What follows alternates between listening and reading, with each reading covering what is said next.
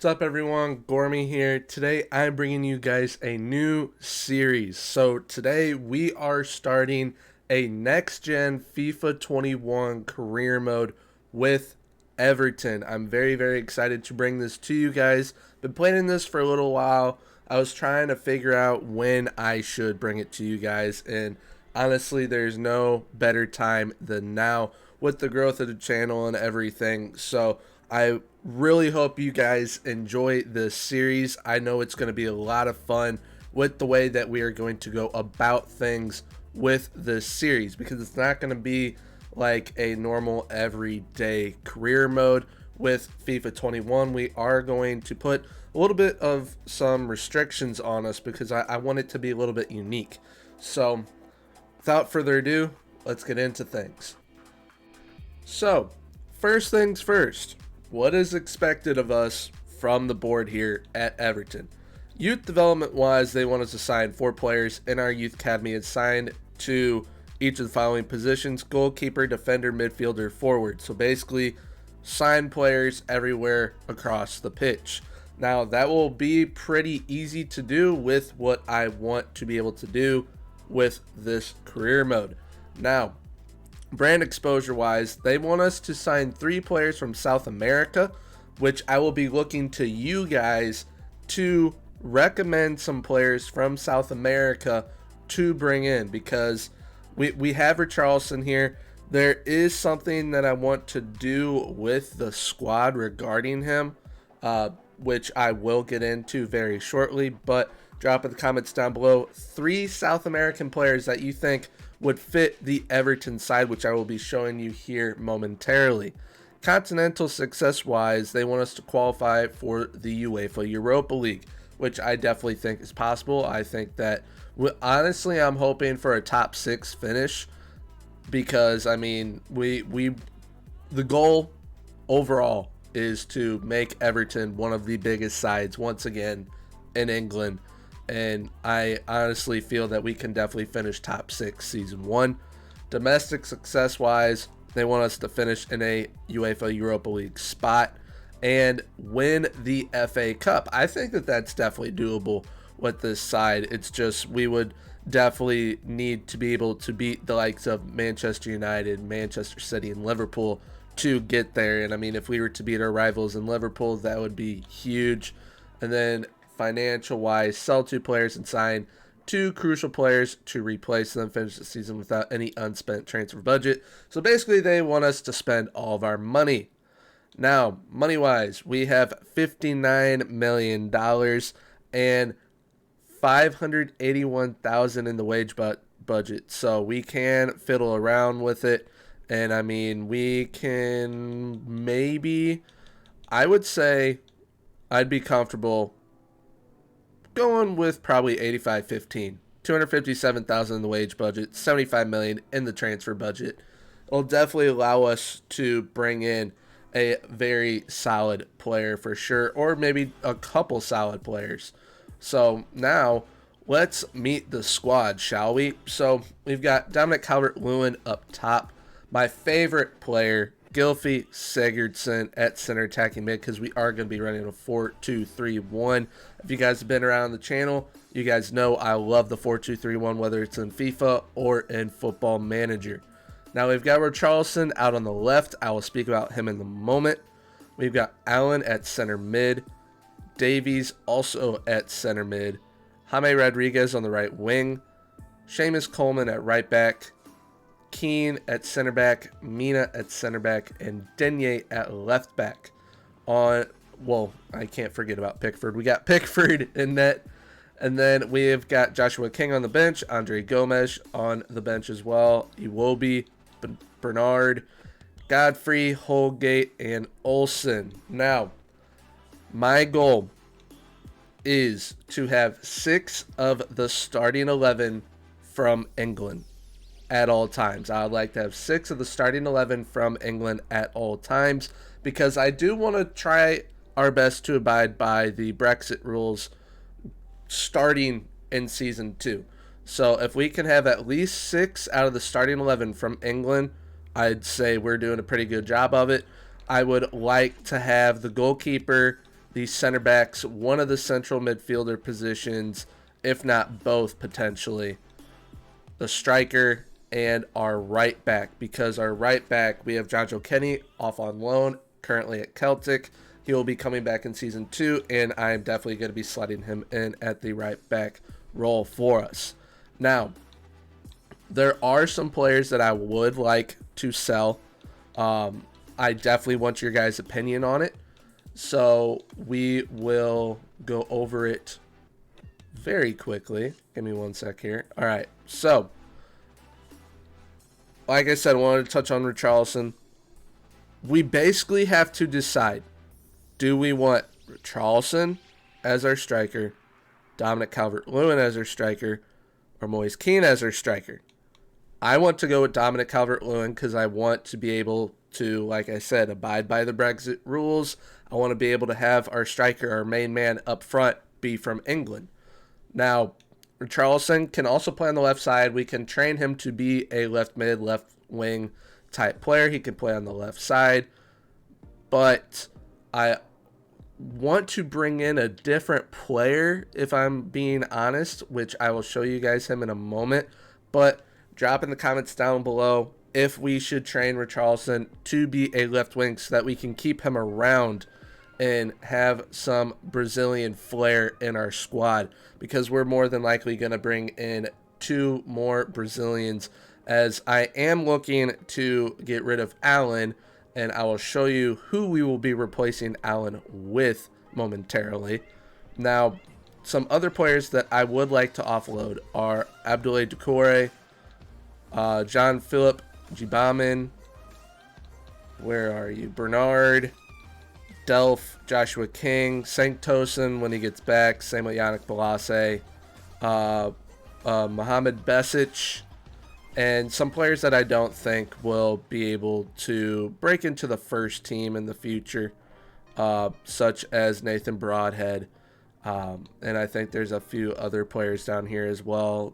This Khan Uzanet, I can English. Uzanitis, I believe, is how you pronounce his name. But yeah, that is what I would like to do with the team. We're also going to be throwing some people out on loan, kind of like how Jonjo Kenny is currently out on loan with Celtic. Like I said, when he comes back, he is going to be our starting right back. Hopefully he can get up to like 78 overall, 79 overall. That'd be great, because he would basically come right in and take Seamus Coleman's. Yeah, he would take Seamus Coleman's spot from him. So that is what I would like to do there. But youth academy wise, we have one good player so far in it, in Leon Jenkins. He can play right wing or center attacking mid. Probably going to train him to play center attacking mid, or maybe even central midfield, because he is 6'4". He does have some pace to him. His acceleration's on the lower side, but he does have 81 sprint speed. Now his finishing is great at 78. His shot power is at 80, long shots at 76, penalties at 73. He's not the greatest defender, so he probably would make a better center attacking mid, or maybe we even train him to become a striker. Who knows? Let me know in the comments below what we should do with Leon Jenkins, but I would definitely like to at least have him be a center attacking mid for us in the future, whether that is while Gylfi is still here or not, because Gylfi is going to be our center attacking mid for the time being, but I would like to have a little bit more of a pacey center attacking mid. And I mean, Leon Jenkins fits the bill with 81 sprint speed, 73 acceleration, which both will go up for sure, as he is only 17 years old and 68 overall. But I definitely want to have a pacey player as my center attacking mid, because the way I play the center attacking mid is integral to the side. So if you guys have a player that you would like to recommend to be our center attacking mid for the future, if it's not Leon Jenkins, let me know down in the comments below. I will be writing up a short list here for you guys for everything that I would like you guys to drop in the comments down below underneath the video once this goes live. Now, I am going to be trying to do this series once, maybe twice a week, but we are going for winning the Premier League. We're going for a Champions League. Those two are the ultimate goals for this series. And once we achieve that, who knows what can happen after that? We will decide as a community. Now, going into our transfer hub, I have got plenty of players here. Now, like I said, I want your guys' input. I want to know who you guys would like to see brought in, who you think would fit this Everton side, who you think we can replace some players with, realistically or unrealistic. Now, one transfer I would like to make, this is in regards to Charleston, is swapping him out for Leon Bailey. I would like to have Leon Bailey. I've always wanted to use him. I think that he would fit what I want to do here perfectly. He is a very, very good player. He's very pacey. He would be a great playmaker on the left side, as well as being able to bang home some goals from time to time. Now, if we don't want to go with Dominic Calvert-Lewin up top, and we would rather have basically an English midfield with a English center attacking mid, two central midfielders, we can try and bring in a player like Briel Donald Mbolo. Absolutely love this dude. He's phenomenal in this game. I've gotten him to go up to 90 overall at some points. He is an absolute stud, so that is a striker option for us in the future. Callum Hudson-Odoi, I would like to bring him in if at all possible. We could play him on the right side if our prospect does not work out, but we would basically bring him in to replace Jaime Rodriguez as a future type signing. So if we were to bring him in this season, he would get in every few games, but Jaime would be the main starter. Now, Ismail Assar, another player that we could do the same thing with, but like I said, I do want to keep the starting 11 to at least 6 English players, so definitely keep that in mind when you guys are making your recommendations. Morgan Gibbs-White is another player that we could bring in. He could play center attacking mid for us, so we could train him to be the replacement for Gylfi Sigurdsson. Same thing with Kieran Dowell here. We could do the same thing with him. Todd Cantwell would be a good option out on the left side. Once again, we would have to train him up though, whereas Leon Bailey would be ready to come right in and play. Now, the replacement for Allen, I want to be James Ward-Prowse. He is 4 years younger. He is also English. He would help fit the mold that I want to have here with having 6 English players. And, I mean, I think that we could swap them right out because they want anywhere from 37.7 to 52.4. Allen's worth 40 million. We might have to offer like maybe 3 to 5 on top of it, but I'd be fine with doing it, being that we have 75 million to work with. Now, he would definitely be a big piece of this team and its success, and they are both 83 overall, so that's absolutely phenomenal. Now, a big player that I would like to bring in at some point is Sergej Milinkovic-Savic. He can play center mid, he can play center attacking mid. We can have him play anywhere we really need him to. He is an absolute beast of a player.